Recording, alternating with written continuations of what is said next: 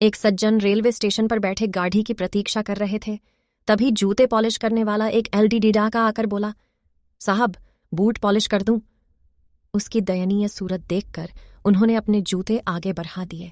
बोले, लो, पर ठीक से चमकाना। ढाके ने काम तो शुरू किया, परंतु अन्य पॉलिश वालों की तरह उसमें स्फूर्ति नहीं थी। वे बोले, कैसे ढीले ढीले काम करते हो, जल्दी जल्दी हाथ चलाओ। वह लडडका मौन रहा।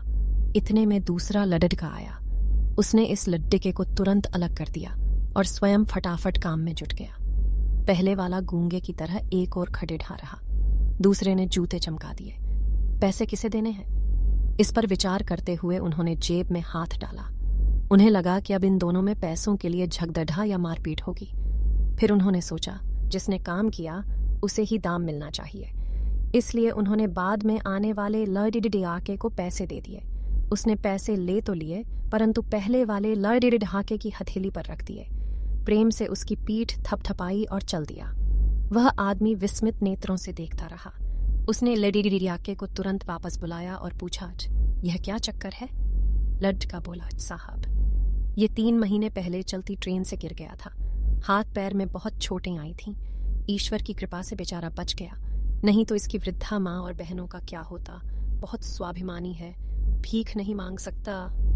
फिर थोड़ा रुक कर वह बोला, टिल्डे साहब, यहाँ जूते पॉलिश करने वालों का हमारा समूह है और उसमें एक देवता जैसे हम सबके प्यारे चाचा जी हैं, जिन्हें सब सत्संगी चाचा जी कहकर पुकारते हैं।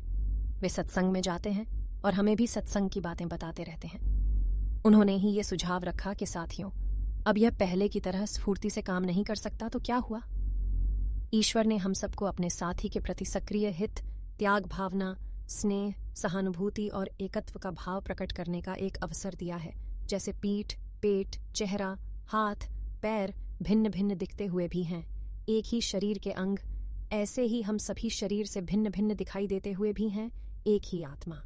हम सब एक हैं। स्टेशन पर रहने वाले हम सब साथियों ने मिलकर तय किया कि हम अपनी एक जोड़ी जूते पॉलिश करने की आय प्रतिदिन इसे दिया करेंगे और जरूरत पड़ने पर इसके काम में सहायता भी करेंगे। जूते पॉलिश करने वालों के दल में आपसी प्रेम, सहयोग, एकता तथा मानवता की ऐसी ऊंचाई देखकर वे सज्जन चकित रह गए और खुशी से उसकी पीठ थपथपाई और सोचने लगे, शायद इंसानियत अभी तक जिंदा है। ऐसी कहानियां सुन दिन रो पड़ता है।